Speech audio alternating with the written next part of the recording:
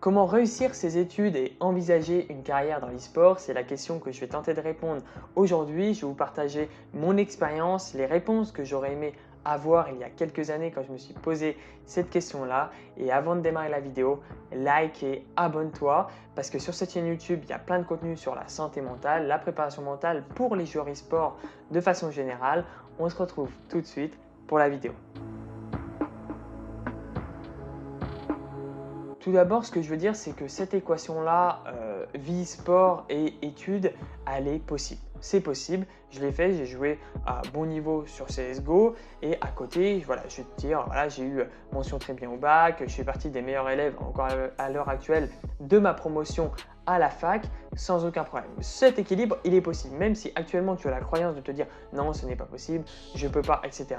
C'est possible et je vais te partager mon expérience dans cette vidéo. Donc, premièrement, change ta croyance de te dire ce n'est pas possible, on ne peut pas concilier les deux. Ah, c'est véritablement possible, mais t'en fais pas, je vais te donner mes conseils.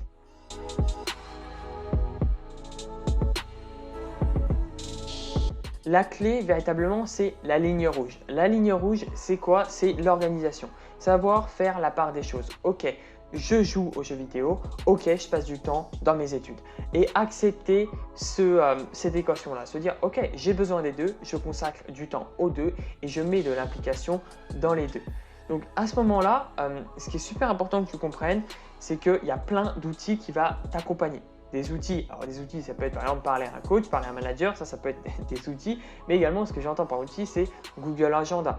Il y a Notion, je pense que ça s'appelle. Plein d'outils voilà, de productivité qui vont t'aider à organiser. Et ces deux notions ne doivent pas se faire la guerre, se dire non, vaut mieux les jeux vidéo, non, les études c'est plus important. Non, le plus important c'est que tu arrives à concilier les deux et que tu te trouves ton équilibre. Ton équilibre, il n'y a pas de recette miracle, tout dépend de ton emploi du temps que tu es prêt à y consacrer, du temps que tu as envie d'y consacrer.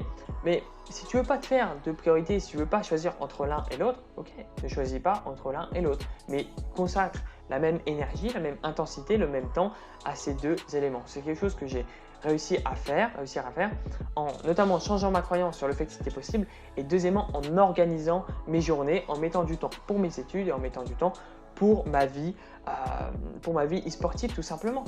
Et tu ne pourras pas être heureux si tu n'acceptes pas ce changement-là. Ce changement de dire, ok, j'accepte que concilier ces deux visions, c'est possible. Et j'accepte le changement de me dire que je suis capable de concilier ces deux notions de vie qui sont importantes pour moi. À l'heure actuelle, je suis entrepreneur, j'ai créé la plateforme de préparation mentale, je suis à la fac à côté, je fais du sport, etc.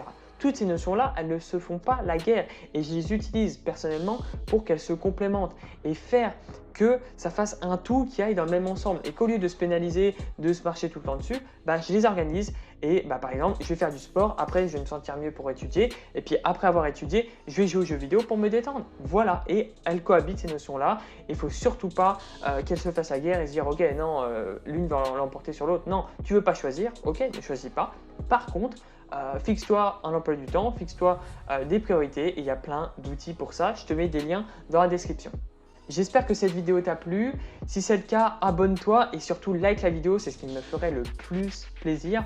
On se retrouve bientôt pour une prochaine vidéo. C'était Guillaume. Ciao, ciao!